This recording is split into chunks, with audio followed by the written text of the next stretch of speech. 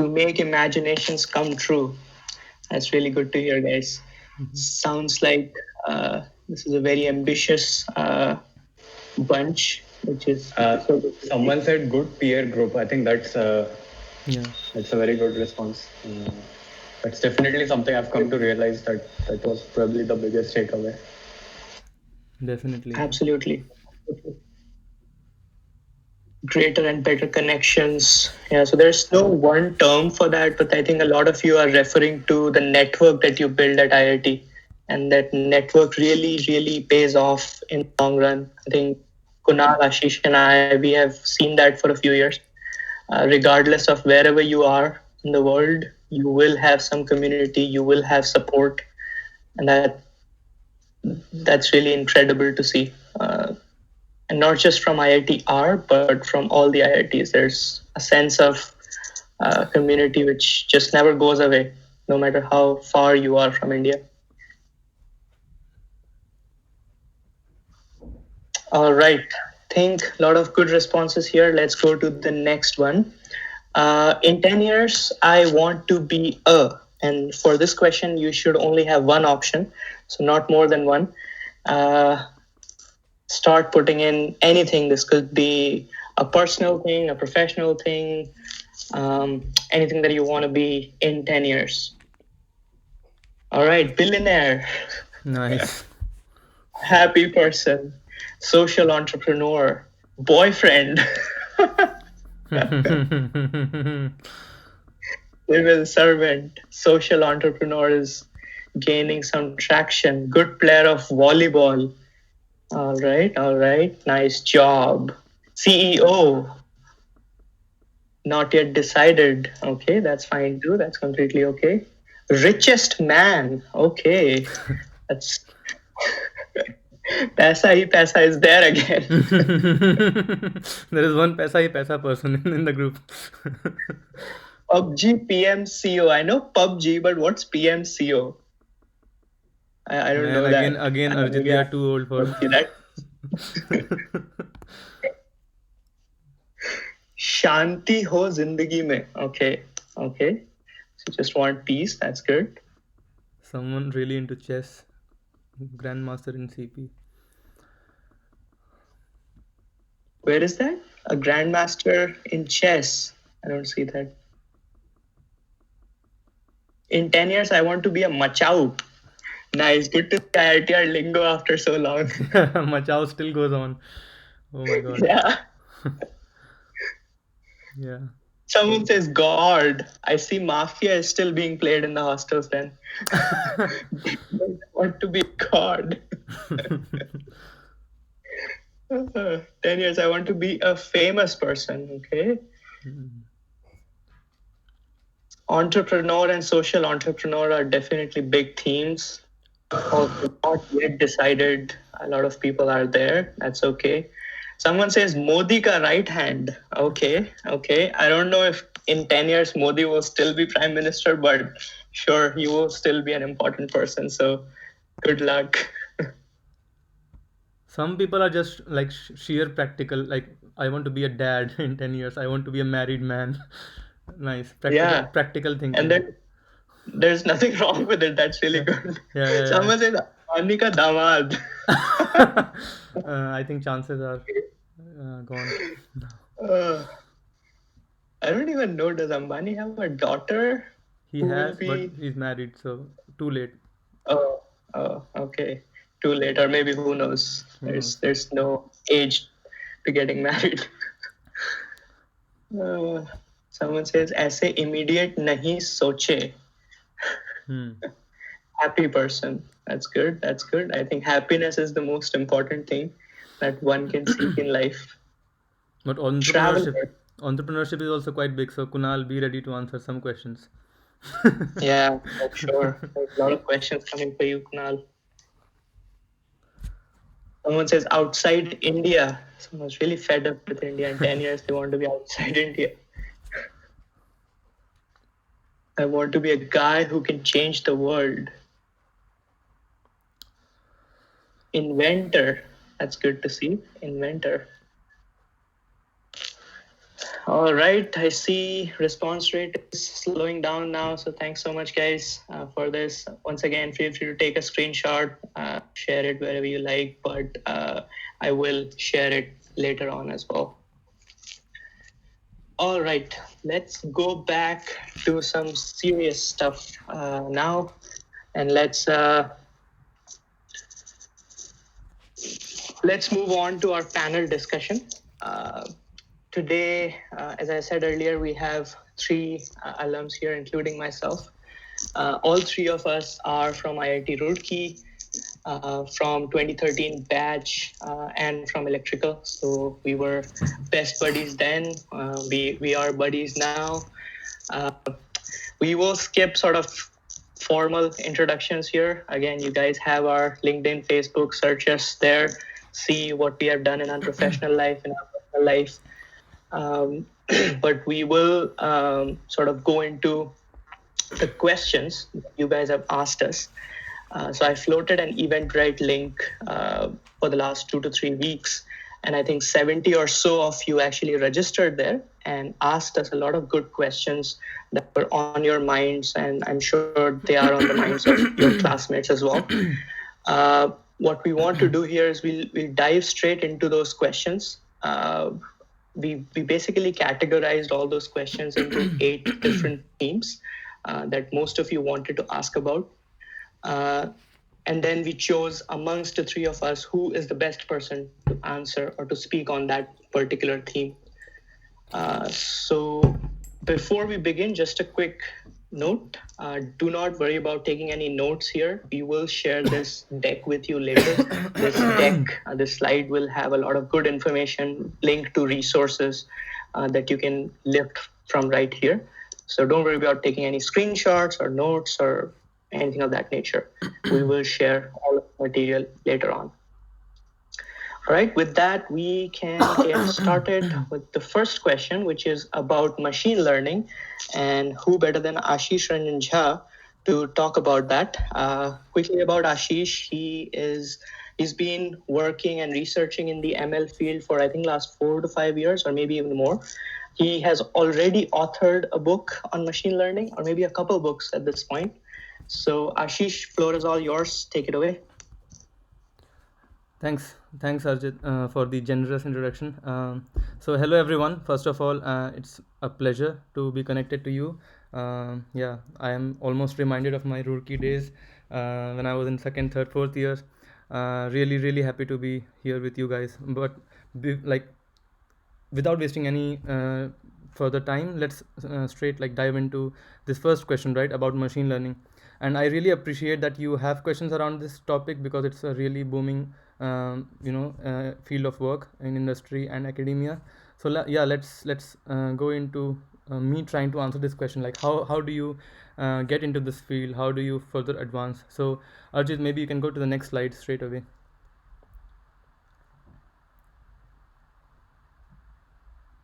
All right, so the way I decided to answer this question is first giving you the steps, like how I think you should pursue this to become kind of an intermediate to an expert in this field. First things first, so if you imagine me giving you a toolkit around machine learning, like how do you become good at doing it, this is perhaps the most fundamental yet the most important tool, which is the programming language Python. So most of machine learning work today in industry and academia is being done in Python, the programming language. So the first thing is to just learn it, either through a course at IIT Roorkee or through an online course, which I have put a link to in the presentation, or just start practice writing Python code. And trust me, it's one of the easier programming languages to learn as compared to C++ or Java. It has a rather shallow learning curve. So that would be the first step. Next, Arjit, if you go next.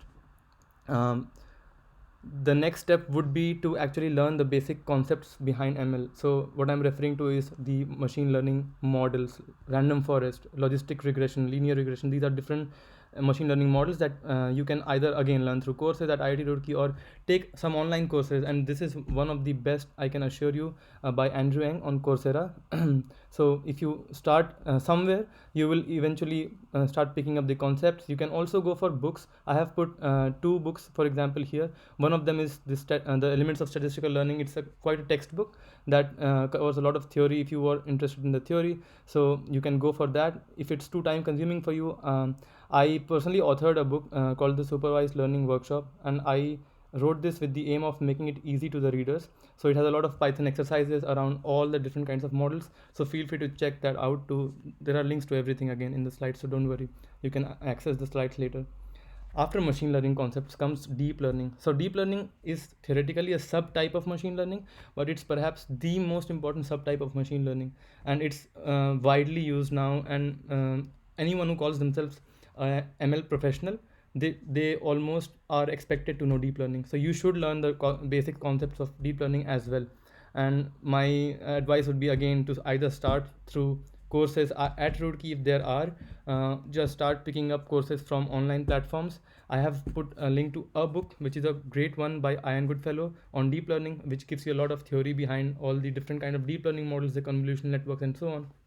A quick note on those, like two different kind of libraries for those of you who already know about deep learning. There is TensorFlow, there is PyTorch, two of the widely used libraries. Don't waste time thinking on which library to pick. Just pick one and get on with it. So if at Roorkee, if at electrical engineering department, I know that TensorFlow is being used. I had a chat with Pillai sir recently, and he said TensorFlow is being used. Yeah, no worries, just go on with it. Like, just start learning. It's all the same, the concepts are the same. So yeah, deep learning still very important. And the next point is perhaps the point I want you to take away from this slide, the whole slide, which is practice. And I can't emphasize enough how much valuable this is. So what I mean to say is, don't just delve into courses, don't just passively listen to lectures from great professors. That is great, but it's worth nothing if you don't get your hands dirty. So my first advice would be, go to Kaggle. If you haven't already signed up, just sign up. If you have, just start working on competitions. It's basically a machine learning competition platform, also has a huge ML community and also data science community. Start working on simplest competitions and keep building up from there. You learn from other people how they approach different ML problems, and I can assure you that it's not that hard to become at least intermediate level in a few months if you keep on it, like if you keep at it. Besides Kaggle, I actually would even advise you, be even more ambitious. Think of building your own ML app. You know what, like think of, for example, building your own face detector app. You can train a face detection model, and there are resources online to do that. And then try to either embed it into a mobile app, learn building mobile apps, or learn building web apps. There are tutorials everywhere these days, so you can just Google for those. Try building an app which is based on ML end to end. If you do that, it's not just an incredible skill that you have learned, but also a very tangible thing on your resume. Yeah, but don't just do it for the resume. Do it actually for the skill that you will learn. My final advice there is, for people who are really deep into machine learning, try to find your niche. So not just being a generalist, but there are sections within machine learning, such as if you go next, Arjit, there are fields such as computer vision for those who are interested in images, videos kind of data. For people who have been working with text or sequential data, NLP or natural language processing is another subfield. Or reinforcement learning for people who fancy working on training video game agents. So yeah, those are all the different steps in chronological order, starting from the top going to the bottom. A final note on, just wanted to give you a landscape of ML, like where all can you go from Roorkee, especially if you are working in this field or if you want to be invested in this field. You can either go for research, you can do an MS or even PhD in the biggest, like best computer science universities, MIT, Stanford, ETH, EPFL. Big tech companies, the FANG, they have been hiring and they will keep hiring data scientists, machine learning engineers, researchers for the next couple of years, even decade, I would say. And all the way down to AI startups, you can work there, which are focused purely on AI. And again, I would say, be even more ambitious. Think of building your own startup if you have the skills, if you are able to build apps by yourself, if you have a good idea in your head. Yeah, just ML is one of the best places to start with.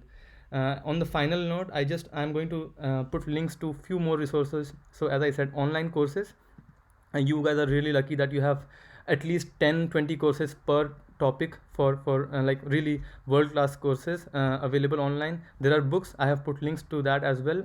And one important point, blogs. So try also following more real time developments. So blogs are a great way to look at what's happening in real time about machine learning tools or machine learning technology in general. Next one would be research papers. So for those who are interested in going deep into the field for doing an MS or a PhD, read research papers. And finally, podcasts. So back then, when we were at IIT Roorkee, podcasts weren't a thing, but I can now imagine someone walking back from electrical engineering department to their bhavan and maybe giving a listen to stochastic gradient descent on a podcast, right? So you just pick your resource, but start practicing. And I think ML is really a promising field. So for those who are interested, yeah, really pursue this field, and yeah, contact me if you need more information. But that was it on this question. Let's straight away jump to the next one. So yeah, Arjit, back to you. Awesome. Thank you so much, Ashish. A lot of good information and resources there for you guys to leverage from this tech later on. All right, let's move on to the next question, which is related to startups and entrepreneurship. A lot of you asked or had questions about how to start, what are the things that may worry you at times within entrepreneurship, what are some reliable resources to refine startup idea, and so on. So for that, among the three of us, Kunal is definitely the best person to answer that. Kunal has taken a plunge to launch a robotics based startup working on AI and computer vision based autonomous drones to deliver safety solutions. So, Kunal, over to you. Yeah, thanks, Arjit. Thanks for the introduction. Uh, yeah, it's a very relevant question. Definitely, I am sure a lot of people have that on their mind. So, let me first try to answer the question directly. So, what motivated me to explore entrepreneurship? So, I mean, to give you a rough idea, I got once I graduated from IIT, I got placed in a mining company, and uh, I had a good salary. I had relative job security, and it was a core job. So it like a lot of people told me, and I also thought that it was a dream placement, right? Uh, but 3 years down the line, or approximately 2.5 years, um, I was very disturbed. Um, I thought that I had a dream placement, but it didn't really turn out because I realized that the things that drive me are slightly different than what the company offered or what my life was offering me. So Arjit, if you can move to the next slide. Uh,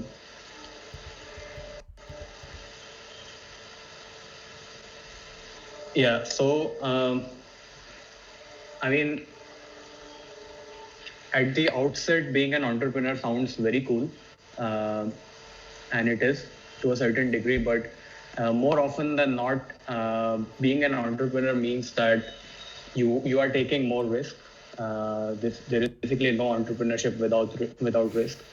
You are working harder and longer than most of your friends. I would say most of your former batchmates, and you are working for a lot less money. But on the flip side, you get a chance to work on your dream. You manage your own work yourself, so there is like no one is your boss. Uh, you learn a lot more and very fast because startup environment is a very dynamic environment. You have to learn a plethora of different skills, and I think if you guys pay attention to the graphic in between, you can see a guy with 6 hands. So it does feel like that sometimes because you have to handle a lot of things. So it's a very rigorous learning experience. And most importantly, like for me, the most important point was that um, I found that I was much more motivated, um, and I had a much higher satisfaction when I founded my own company, as compared to what I had when I was working in another company. So for me, the stuff on the right, the stuff on green, that actually outweighed the stuff on the left, and that's That's what motivated me. Um, but at the same time, so Arjit, if you can go to the next slide. So let's so here is some resources, as like people asked what are some reliable resources.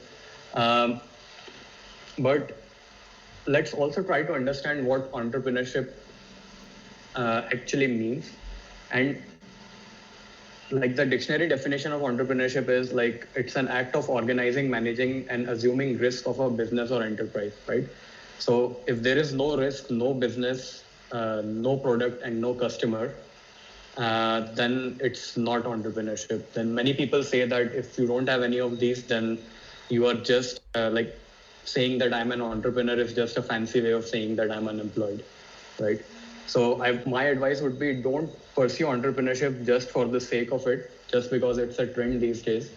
Uh, it takes a lot more, and it's also a lot like it's also very rewarding. But first, I think what someone at your stage should do right now is read about it. So I've put some resources here. This is in no way an exhaustive list. Some books, a few links down there, and a lot of you might be in this stage. Some of you also asked that, okay, how can I um, manage the load of taking up entrepreneurship with my studies and all that. So my clear advice to you is that in college you should spend time in building skills, right? And in that spirit, you can actually start by reading about entrepreneurship. Try to understand what entrepreneurship really is, what it takes to start a company, what it takes to bring an idea, like from idea to startup. That is something you should spend time on right now, rather than directly jumping into entrepreneurship. So this is time to build skills, right? And the more time you spend in building skills right now, the better it will be for you in the future. And so and also entrepreneurship is like a lot of people ask that how can I take up entrepreneurship. So according to me, it's not something that you can take up, right? It's not a job. It's not like being a doctor or engineer or like an MBA. It's very different from being a job title. It's as I said, the definition is that it's an act of organizing, managing, and assuming risk of a business or enterprise. It could be anything, right? So just keep that in mind. Now let me give you some specific advice as well. Um, so if you have an idea already, if at this stage you already have an idea and you think it's a cool idea and you should start a company around it, the first thing to do is to actually ascertain uh, whether it will work or not. So how can you do that? First thing is talk to relevant people, get feedback. Don't be afraid in sharing your idea, because I mean, a lot of people are afraid that if I share my idea, someone might steal it. Uh, if you do that, you will actually continue living in a bubble. So try to share the idea to relevant people who are in that field, people who have taken up, who have started their own companies, and learn to filter feedback, good feedback versus bad feedback, right? So learn to filter that. um, Genuine people will always offer you constructive criticism. So if someone says that your idea is crap and you should just not pursue it, I think that's bad feedback. A constructive feedback would be, how can you make it work, right? What is missing? What do you need to work on? That kind of feedback. Then there are a lot of other resources available these days on the internet. There are numerous startup workshops. There are online courses. A lot of hackathons are organized where you can just go and pitch your idea. So be active in that space. Uh, and maybe this is a bit for when you are towards the end of your graduation, because as I said, right now people who are in first, second, third year, they should focus more on building skills. So you can start with going through some literature, developing an entrepreneurial mindset, not just becoming an entrepreneur, but developing that mindset. I think that is the most critical right now. And the last point I want to make is because someone also asked what keeps you going in the dark times, right? So according to me, what keeps me going is just one thing: my belief in myself, and that is the only thing that will keep you going in dark times, according to me. Because if you don't, I mean, if you lose only when you stop believing in yourself, right? So if you know that your idea is good, you have talked to a large number of people, you know that idea is good, then never give up on it and never give up on yourself. So that is the only thing that will get you out of those dark times. So that is all from me. I think we can move on to the next question. Awesome. Thanks so much, Kunal. The moment I met you, I knew you had the risk appetite and sort of motivation to go after something like this. So I wish you all the best with your startup. And thanks for sharing all of these resources with folks here. Let's go to the next theme. A lot of you had questions around career and what career options are right to pick after IIT, whether to go for programming or core electrical career, how to pick between industry and academia. And Ashish would like to take a stab at this. Ashish, the floor is yours. Yep. Thanks, Arjit. So if you can go to the next slide.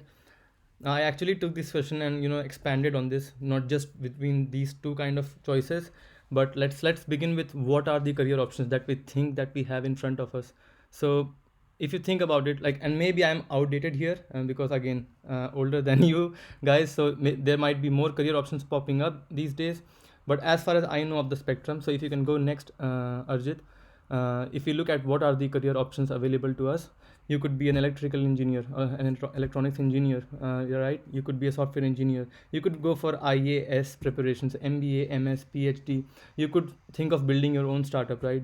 Something that Kunal was just addressing before, and the list goes on. So right, this is like this just shows, right, how diverse the set of the kind of career options that we have as IITians, just because we are talented enough to be able to pursue those. But I think the crux of the question is more around how do we decide what career option to go with, like what line of work do we choose to pursue.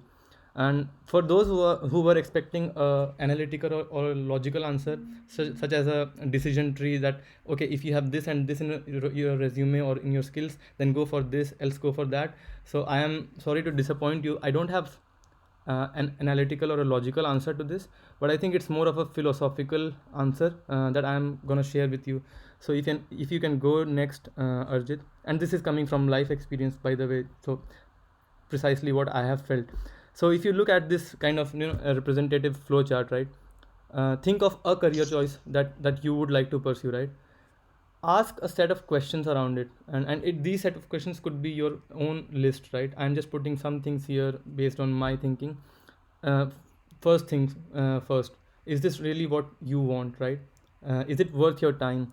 Is it going to pay you enough? If you get answers, the yes answers to all of these, fine, go ahead. But if you feel that something is off with this career choice, start thinking about another one, the another more likely career choice. So basically it's really more about introspection, like thinking inside. I know in my batch, during electrical engineering 2009 to 2013, I could see people having some basic instinct about what they want to pursue. Some people were interested in electrical engineering as a career option, they went for it. I was personally more towards software engineering. So if you can go next, Arjit. There is like this one line I want to share with you, which goes something like, do what you love once your bills are paid. So what I mean by that, and let me give you my personal story here. At IIT Roorkee, I was in electrical engineering batch, right? But before IIT, I used to practice programming even before. It just so happened that my AIR was in that range, that I landed up in electrical engineering. I started studying and pursuing electrical very well. I was actually a 9 pointer, by the way, for those of you who didn't know. But then eventually, when the placement season came around, I landed in a purely software engineering job at Oracle. So what really happened there was my inner instinct was still telling me to pursue something which involves logical thinking, which involves coding, programming. So that's why I think I ended up there. but also there is the bills being paid, right, which is another way of saying getting some good salary. So placement, at least at our times, had mostly software or computer science companies coming in the initial days because they were paying better. So that was like kind of the trade off, right, which I made in my time. So that's why I chose Oracle and I went there. It's another thing that I then took few more decisions. I went for an MS from there on, and I then took more turns in my career. I chose machine learning as my line of profession from there on. But this is just to give you an idea of how I thought through about career option. Another thing is opportunity cost. For any choice that you make, please remember that you are discarding all other choices. So when you are deciding that you want to go for a PhD, just make sure that you are comfortable or you are really gonna like working 4 years or thousands of hours on that particular topic on the PhD, because you are gonna not use those 4 years worth of time for a job or for your startup and so on. So just think through in those terms as well, comparing different choices. If you go next, Arjit. This is another very individual based decision. Some people might be optimizing for just job satisfaction or satisfaction, happiness in life, as many people wrote in the initial answer. Some people might be optimizing for money. I remember someone wrote paisa hi paisa. Someone might be just going for job security because they just want something as a job and which pays them at regular intervals. But someone might just be interested in challenges, like our friend Kunal, who just wanted to go and build his own startup, right? So to each their own. There is no one formula for deciding a career option.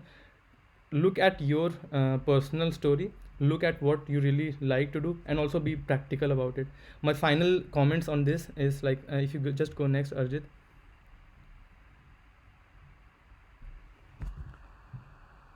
So a few comments, right, like given how the world is today, in general, be ready to pivot and restart. Again, my example, I worked as a software engineer for Oracle, but I saw machine learning is picking up as an industry trend. I just changed gears. I went for an MS, leaving my job, and from there on I pursued machine learning.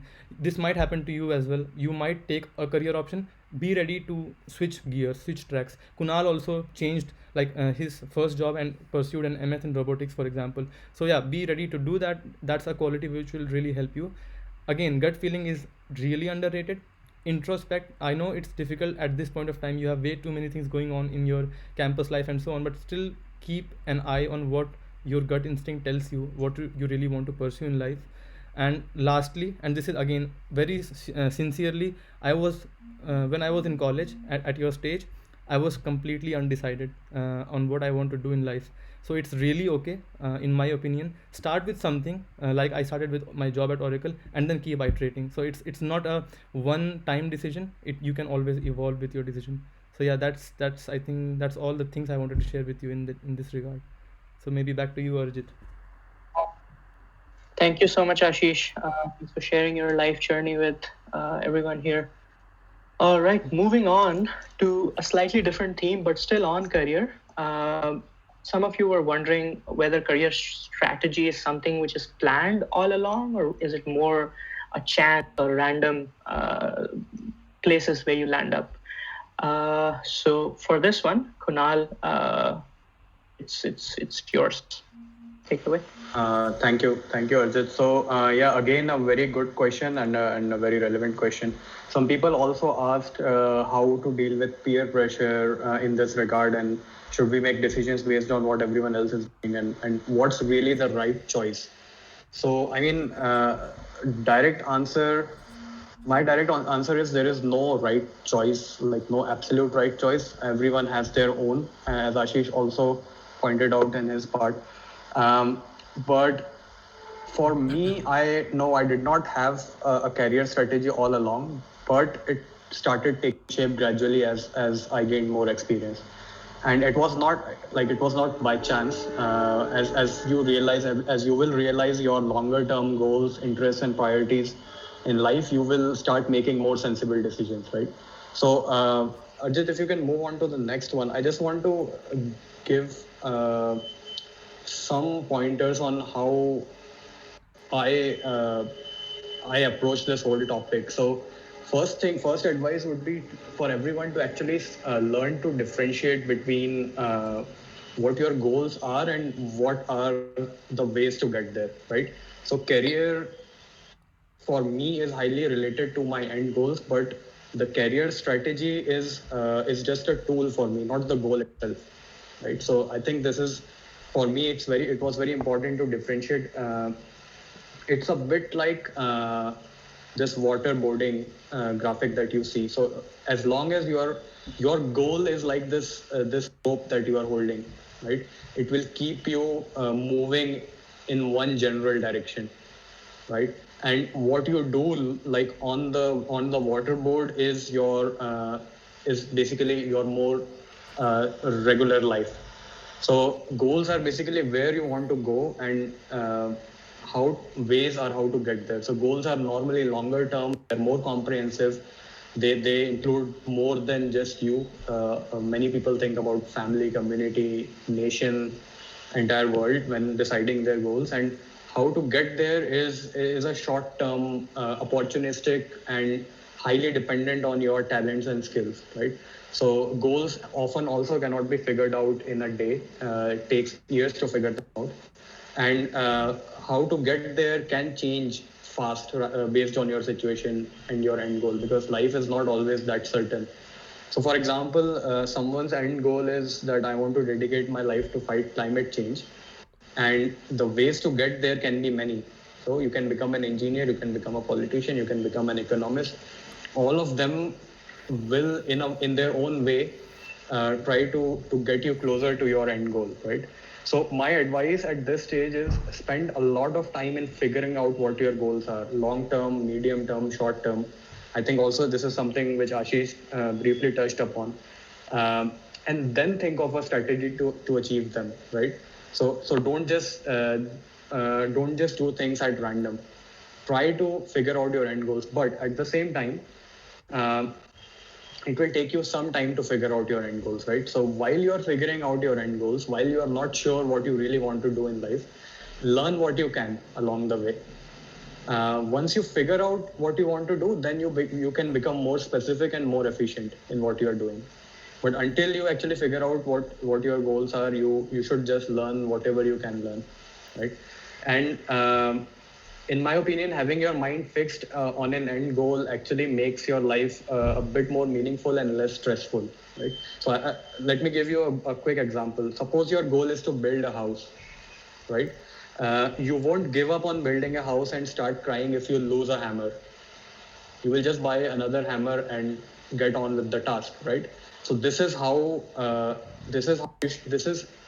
tell you that you should be flexible in your career strategy as well. This something along the lines of the pivot that Ashish was talking about. And then how to select a proper goal, right? So there is always what interests you and what is viable, what is possible, what will really make an impact. So it's a balancing act between these two. Um, and in the end, I would just leave you with this thought that don't get too much attached with the tools, right? Don't get obsessed with the tools. Focus on the goal. That's it. I think it's back to you, Arjit.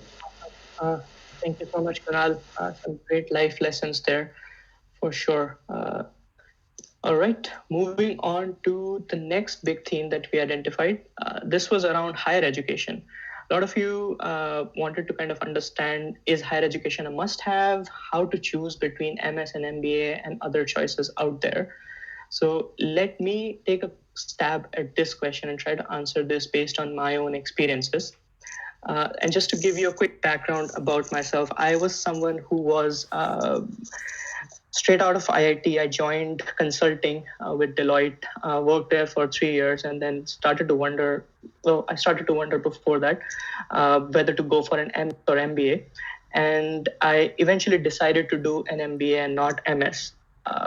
So with that perspective and with that lens, let me try to first answer the question whether a master's degree is a must have. So if I look at my own experiences after getting an MBA and others' experiences after getting MS and other master's degrees, I have zero doubt that master's degree is a great value addition. You get great exposure. As some of you mentioned, you're wanting to get from IIT, think even bigger in a master's degree. You'll get higher income for sure after you have a master's degree. You will gain a broader perspective over things that you never really thought about earlier. You will have a larger network, as some of you mentioned in the word cloud, that a lot of you wanted to come to IIT because you wanted to get to know these smart minds, these smart people. And masters will sort of add on to that network even more. You will gain a lot of meaningful experiences, not just from a professional point, but from a personal growth standpoint. Those experiences will add a lot to your personality with a master's degree. With all of these pros, there is one con that I want to point out that may happen for some of us as we can want to pursue masters, is the fact that it may result in a large debt that may create financial instability later. And this is especially true if you're wanting to go outside India and pursue higher education abroad, which was the case with me. I came to the US and did an MBA. With that in mind, I think pros still outweigh this one con, but be very careful of the dollar amount that you are paying for any master's program and the specific program and institution you choose. I think the key really is to research as much as possible. Research, research, research. Ensure that you've spoken to enough people, you've read enough online to really make that choice, which program, which institution is best for you, and go based on that. Now, coming on to the MS versus MBA question, it's a little bit harder to answer in a broader setting here. But essentially, again, going back to Kunal's earlier point, it eventually depends on your life goals and what you want to do. A lot of people take higher education as sort of their pathway to immigration to a Western country. So that could be one of the goals that you have. There is nothing wrong with it. But if immigration is your key goal, then research what it takes to actually start living in those countries and actually start earning in those countries, and whether an MS degree will get you there or an MBA degree will get you there.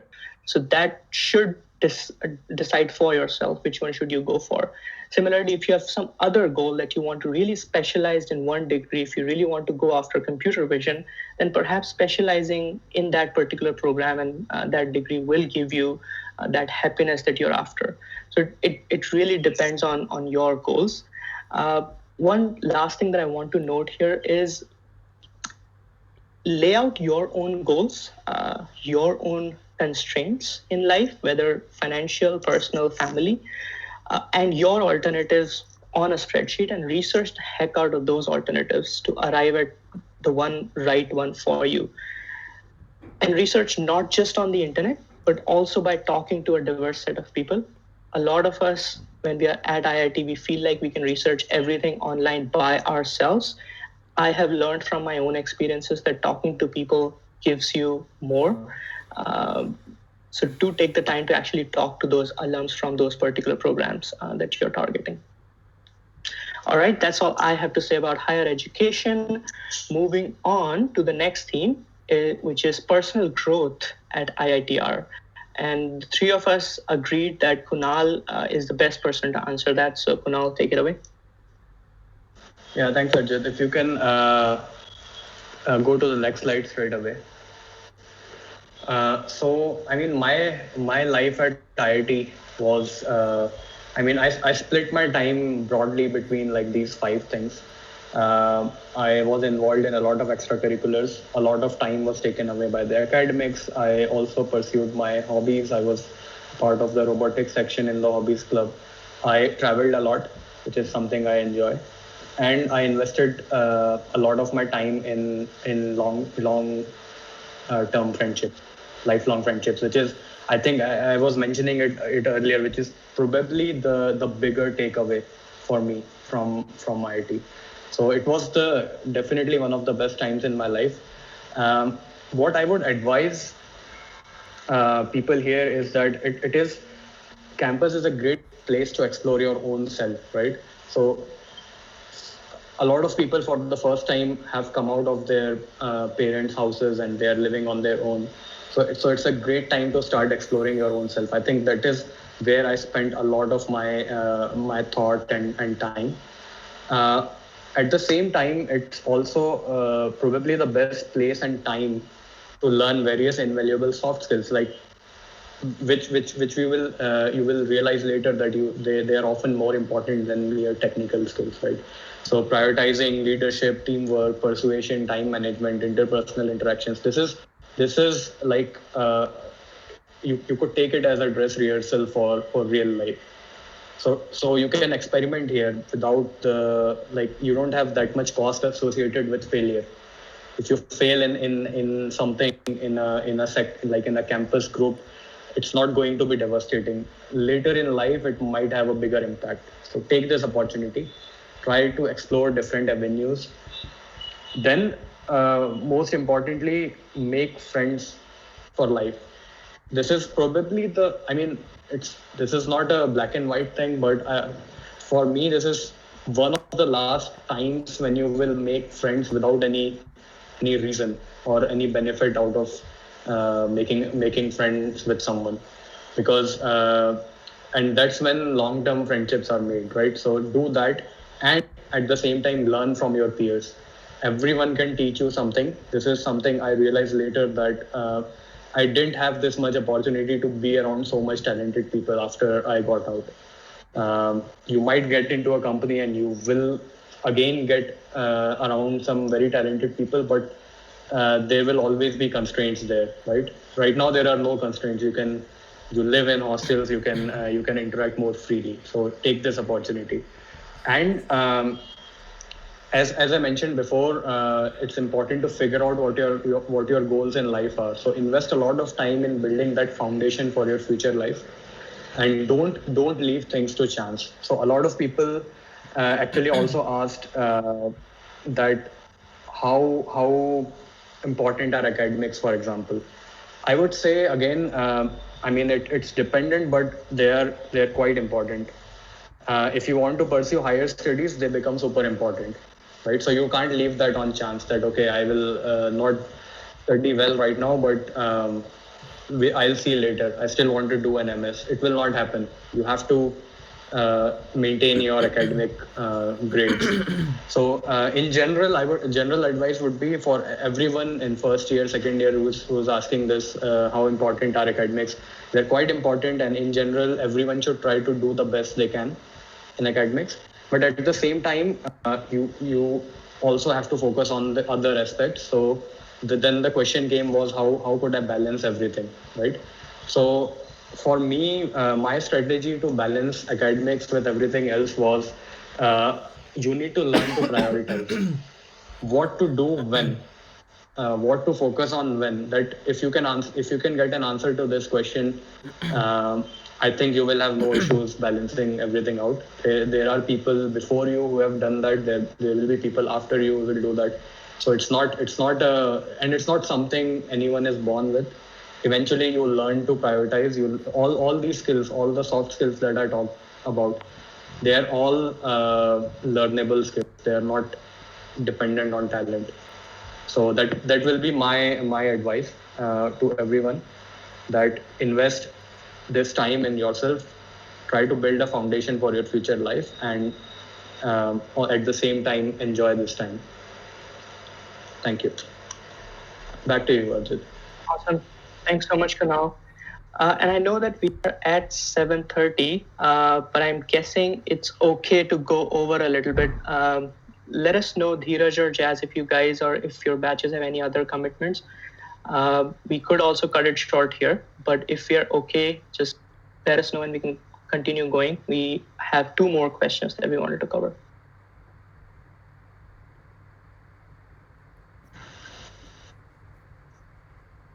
All right, no response is good response. We'll continue going. Next one is, life after IIT. Can you give us a glimpse? A few of you wanted to know, and how do you invest in yourself and grow after IIT? Ashish, take it away. Sure. Thanks, Arjit. And if you can please go to the next slide.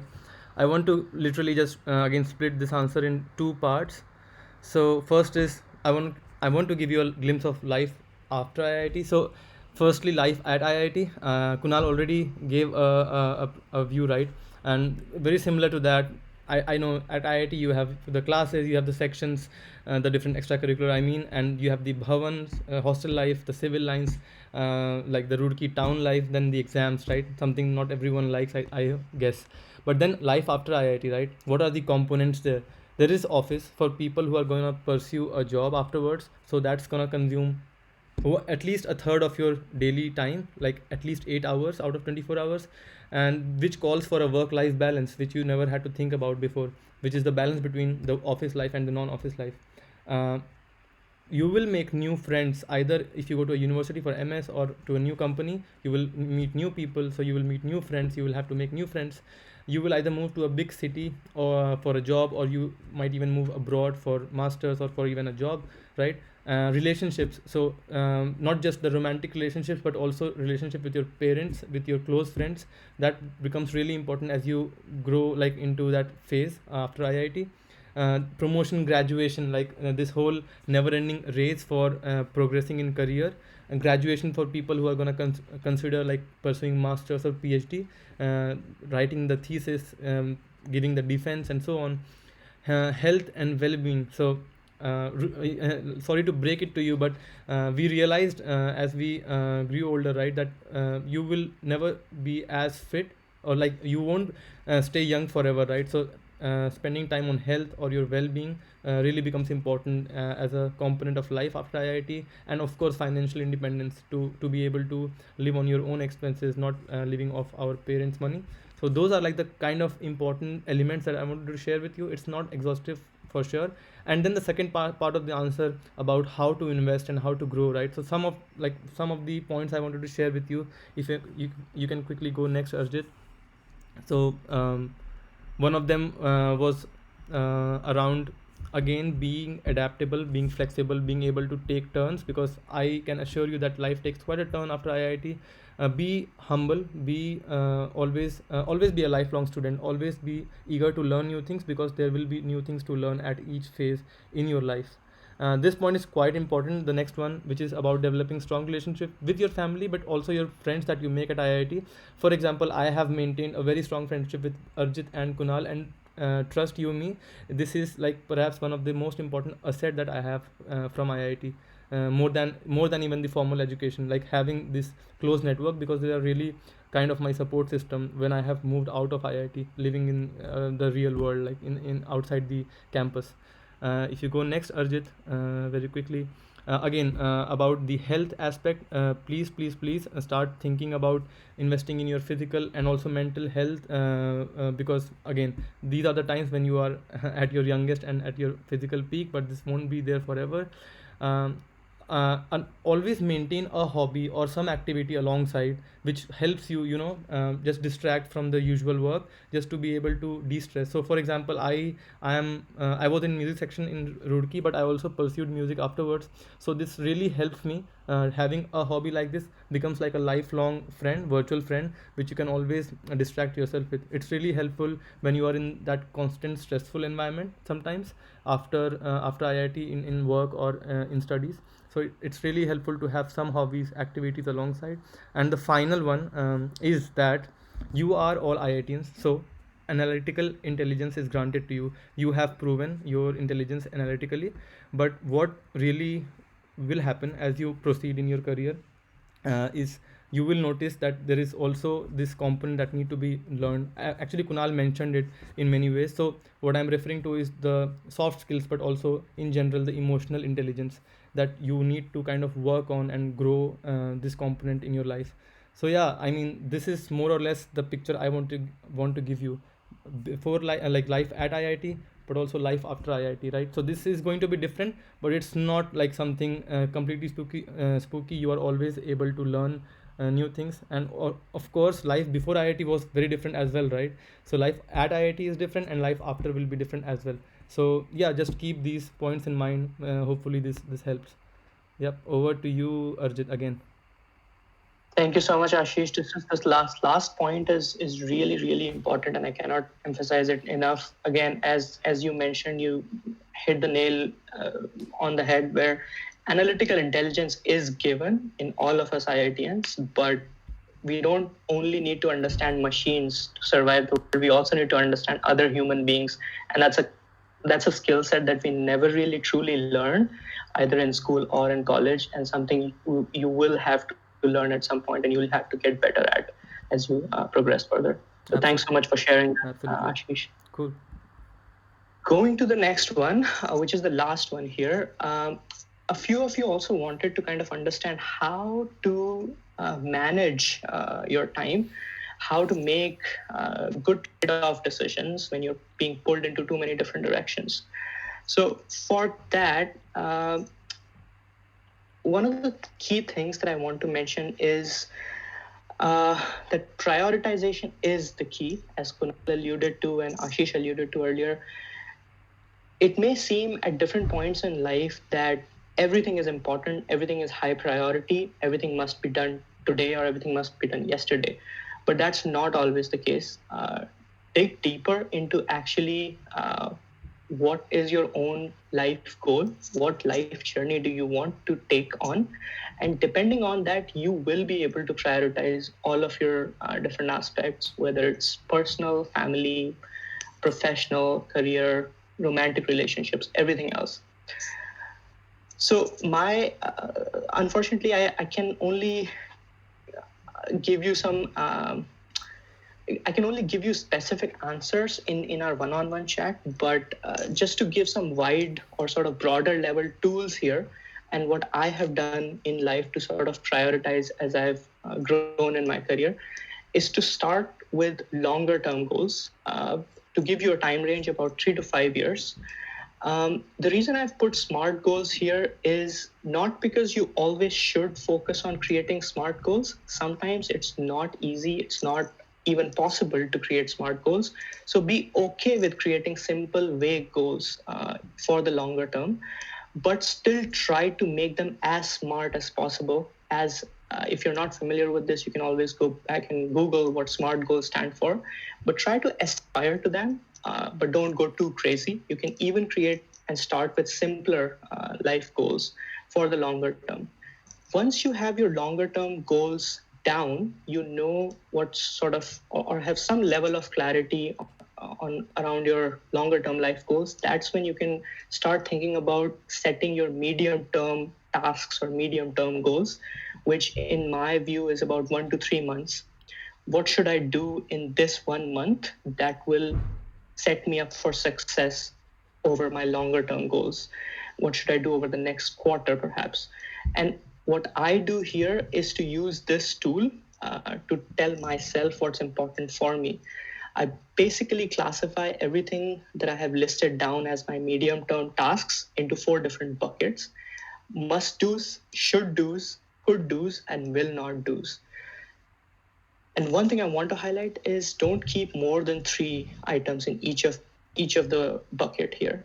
Uh, and it is very important to also have the fourth bucket. Some people just completely ignore that. It's important to have that because sometimes as you go along in that journey for the next month or next quarter, you will feel like an item that was a must do on day 1, come day 20, it's no longer a must do because some external circumstances have changed now, and you want that bucket here to move that item from a must do to will not do at that point. So for sort of planning ahead for a month or 3 months, try to use this tool for yourself and classify your medium term goals into must do's, should do's, could do's, and will not do's. Finally, once you have gotten a hang of sort of planning for medium term, how can you prioritize daily? And for that, the framework or the tool that I use is to follow this 4D structure, which is delete, delegate, defer, and do. On a daily basis, think about how you get around to your emails or your WhatsApp when you wake up first thing in the morning. The first thing you do is you delete all your extended family group messages, right? Second, you delegate that tutorial your friend asked you to do to another friend who's actually good at completing those tutorials. Third thing you do is that you defer your dad's message about calling an uncle. And then lastly, you arrive at that list which you really have to do today, else something will not be right tomorrow. And that's the list you really want to focus on for that day. So on a daily basis, this tool or this framework sort of helps me prioritize my day as I start in the morning. So hope that these tools were helpful. Again, prioritization is going to be very important going forward in life. So continue finding your own ways around prioritizing and continue finding your own tools and what works for you. All right, that's it from my side. Thank you so much, everyone, for joining this talk. I hope you guys found some value. We can take some time for live chat Q&A here. However, I am not sure if our chat functionality is actually enabled on Meet. So perhaps we can use that raise hand functionality if anyone has a follow-up question that they would really like to ask us right now. If not, we also are going to leave you all with the feedback form where you can put your questions as a follow-up question and we could try to get to them as soon as possible. But if there are any questions now, please feel free to raise hand and I can stop sharing my screen here.